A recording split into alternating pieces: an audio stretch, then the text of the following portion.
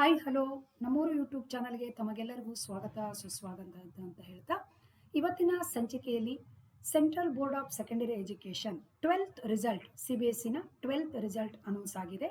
Result seat ಬಂದಿದೆ 2025 2025 ಅಂದರೆ ಯಾವ ಯಾವ ಸ್ಟೇಟಿನಲ್ಲಿ ಎಷ್ಟೆಷ್ಟು ಪರ್ಸೆಂಟೇಜ್ ಆಗಿದೆ ಅನ್ನೋದನ್ನು ರಿಸಲ್ಟ್ ಸೀಟು CBSE ಬೋರ್ಡ್ ಈಗಾಗಲೇ ಕಳಿಸಿದೆ. ಹಾಗಾಗಿ ನೋಡ್ತಾ ಹೋಗೋಣ.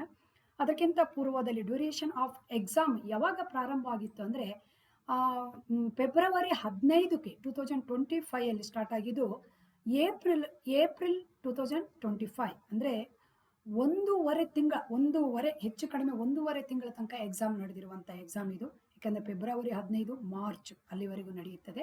ಇವತ್ತು ರಿಸಲ್ಟ್ ಅಂದರೆ 12th ಮೇ 13th.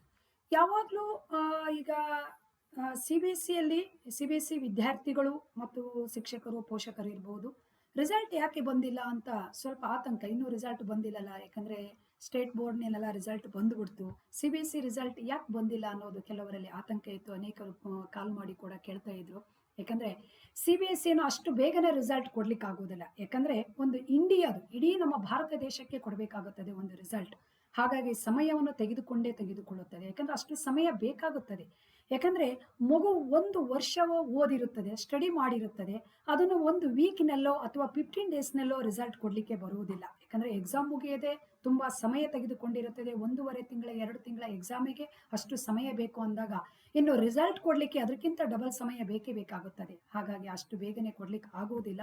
ಮತ್ತು CBSEನಲ್ಲಿ ವ್ಯಾಲ್ಯೂಯೇಷನ್ ಕೂಡ ವೆರಿ ಸ್ಟ್ರಿಕ್ಟ್ ಆಗಿರುತ್ತದೆ ಯಾವಾಗಲೂ ಮತ್ತು ಪಕ್ಕಾ ಇರುತ್ತದೆ.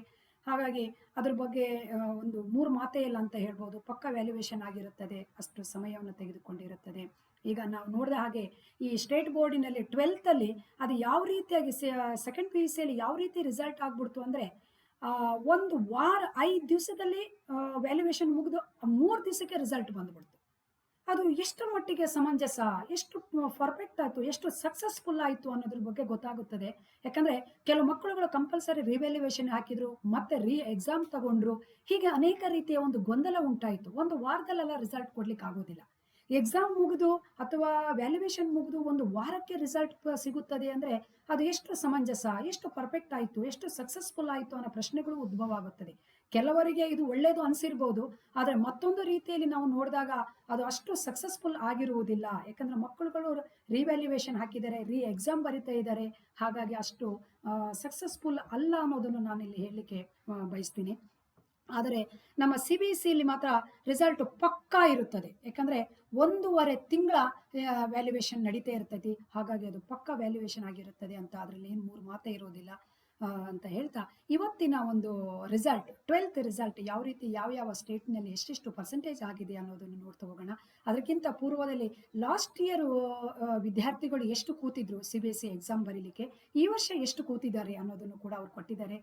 Total number of schools of exam centres full subjects ಕೊಟ್ಟಿದ್ದಾರೆ, ಇಯರ್ ಮತ್ತು number of schools, numbers of exam centres ಕೂಡ ಇಲ್ಲಿ ಕೊಟ್ಟಿದ್ದಾರೆ. ಇಲ್ಲಿ 2024ಅಲ್ಲಿ ನಮಗೆ ಇಲ್ಲಿ ನೇಮ್ ಆಫ್ ದ ಸ್ಕೂಲ್ಸ್ ಎಷ್ಟು ನೇಮ್ ಅಂತಂದರೆ 18,417 ಸ್ಕೂಲ್ಸ್ಗಳು ಇಷ್ಟು ಇತ್ತು ನಮಗೆ. ನಂಬರ್ ಆಫ್ ಎಕ್ಸಾಮ್ ಸೆಂಟರ್ಸ್ ಇಲ್ಲಿ 7,126 ಇತ್ತು. ಆದರೆ 2025ಅಲ್ಲಿ ರೈಸ್ ಆಗಿದೆ ನೋಡಿ, 19,299 ಸ್ಕೂಲ್ಸ್ಗಳು. ಆಮೇಲೆ ಎಕ್ಸಾಮ್ ಸೆಂಟರು 7,330 ಸೆಂಟರ್ಗಳಾಯಿತು. ಅಂದರೆ ರೇಸ್ ಆಗಿದೆ ಅನ್ನೋದನ್ನು ಇಲ್ಲಿ ತೋರಿಸ್ತಾ ಇದೆ. ಯಾಕಂದರೆ CBSEಯಲ್ಲಿ ಒಳ್ಳೆ ಎಜುಕೇಷನ್ ಇರುತ್ತದೆ. ಹಾಗಾಗಿ ವಿದ್ಯಾರ್ಥಿಗಳು ಇದನ್ನು ಗಮನಿಸಬೇಕಾಗುತ್ತದೆ. ಎಲ್ಲರೂ ಶಿಕ್ಷಕರು ಕೂಡ ಪೋಷಕರು ಕೂಡ. ಓವರಾಲ್ ಪಾಸ್ ಮತ್ತು ಪರ್ಸೆಂಟೇಜ್ ಫುಲ್ ಸಬ್ಜೆಕ್ಟ್ ಯಾವ ಥರ ಇದೆ ಅನ್ನೋದನ್ನು ನೋಡೋಣ. ಇಯರ್ ಮತ್ತು ರಿಜಿಸ್ಟ್ರೇಷನ್ ಯಾವ ಥರ ಆಗಿತ್ತು, ಅಪ್ಲೈಡು, ಪಾಸ್ಡು ಮತ್ತು percentage, increase in pass percentage ಕೂಡ ಇಲ್ಲಿ ತೋರಿಸಿದ್ದಾರೆ. ಅದನ್ನು ನೋಡೋಣ. 2024ನಲ್ಲಿ 16,33,730 ವಿದ್ಯಾರ್ಥಿಗಳಿದ್ರೆ, ಆದರೆ ನೋಡಿ ಅಲ್ಲಿ ಪಾಸ್ಡ್ ಎಷ್ಟಾಗಿತ್ತು ಅಂದರೆ 14,26,26,420. ಪರ್ಸೆಂಟೇಜ್ ಎಷ್ಟಾಗಿತ್ತು ಲಾಸ್ಟ್ ಇಯರ್ ಅಂತ ಹೇಳಿದ್ರೆ 87.98%. 2025ಅಲ್ಲಿ 17,04,367 ವಿದ್ಯಾರ್ಥಿಗಳು ನೋಡಿ ಯಾವ ರೀತಿಯಾಗಿದೆ, ರೇಸ್ ಆಗಿದೆ ಅನ್ನೋದಕ್ಕೆ. ಆಮೇಲೆ 16,00,00 92,794 ಇಲ್ಲಿ ಕೂತಿರುವುದು. ಪಾಸಿಂಗ್ ಎಷ್ಟಿತ್ತು ಅಂತ ಹೇಳಿದ್ರೆ 14,96,307. ಪರ್ಸೆಂಟೇಜ್ ಈ ವರ್ಷದಲ್ಲಿ ಎಷ್ಟಾಗಿದೆ ಅಂದರೆ ರೇಜು ಆಗಿದೆ ಮತ್ತು ಪರ್ಸೆಂಟೇಜ್ 1% ಜಾಸ್ತಿ ಅಂತ ಹೇಳ್ತಾ ಇದ್ದಾರೆ. 88.39 ಅಂತ ಹೇಳ್ಬೋದು.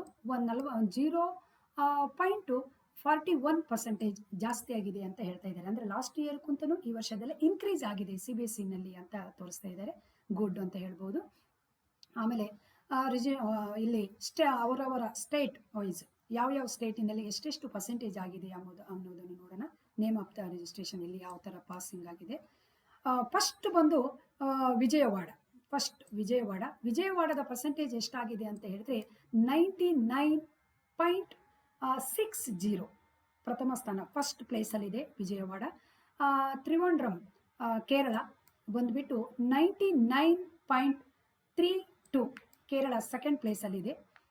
ಚೆನ್ನೈ ಬಂದುಬಿಟ್ಟು 97.39 ಅಂದರೆ ಥರ್ಡ್ ಪ್ಲೇಸಲ್ಲಿದೆ. ಚೆನ್ನೈ ಥರ್ಡ್ ಪ್ಲೇಸಲ್ಲಿದೆ. ಬ್ಯಾಂಗ್ಳೂರ್ ಒಂದು 95 ಇದೆ. ಬೆಂಗಳೂರು ಫೋರ್ತ್ ಪ್ಲೇಸಲ್ಲಿದೆ. ಈ ಸಲ ಬೆಂಗಳೂರು ಫೋರ್ತ್ ಪ್ಲೇಸಲ್ಲಿದೆ. ಚೆನ್ನೈ ಥರ್ಡ್ ಪ್ಲೇಸಲ್ಲಿ ಬಂದಿದೆ.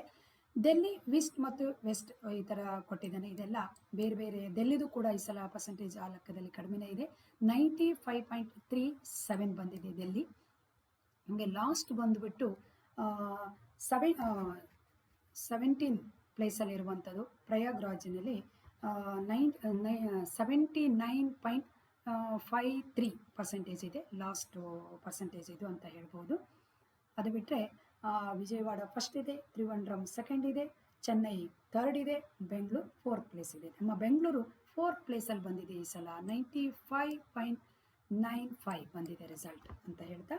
ಹಾಗೆಯೇ ಬೇರೆ ಬೇರೆ ಕಡೆ ಬೇರೆ ಎಲ್ಲೆಲ್ಲಿ ಯಾವ ರೀತಿಯಾಗಿ ಪರ್ಸೆಂಟೇಜ್ ಆಗಿದೆ ಈ ಇಯರು ಕೂಡ ಕೊಟ್ಟಿದ್ದಾರೆ. ನೀವು ನೋಡ್ಕೊಳ್ಬೋದು, ಇಲ್ಲಿ ಫುಲ್ ಪರ್ಸೆಂಟೇಜ್ ಕೊಟ್ಟಿದ್ದಾರೆ. ಹಾಗಾಗಿ ಇದು ಈ ರಿಸಲ್ಟ್ ಸೀಟು CBSE ಬೋರ್ಡಿಂದನೇ ಬಂದಿರುವುದು. ಇನ್ನೇನು ಕೆಲವೇ ಅವರ್ಸ್ ಅಂತಲೂ ಹೇಳ್ಬೋದು, ಅಥವಾ ನಾಳೆಗಂತನೂ ಕೂಡ ಹೇಳ್ಬೋದು. 3 hours ಅಥವಾ 4 hours ಆಫ್ಟರು ಕೂಡ 10th CBSE 10th ರಿಸಲ್ಟ್ ಬರ್ಬೋದು, ಸಾಧ್ಯತೆ ಇದೆ. ಇಲ್ಲವೇ ನಾಳೆ ಕೂಡ ಬರುವ ಸಾಧ್ಯತೆ ಹೆಚ್ಚಿರುತ್ತದೆ. ಇವತ್ತೇ ಬರ್ಬೋದು, ಇಲ್ಲವೇ ನಾಳೆನೇ. ಯಾಕಂದರೆ ಯಾವಾಗಲೂ ಅಷ್ಟೇ 12th ಕೊಟ್ಟಾದ್ಮೇಲೆ 10th ಕೊಡೋದು.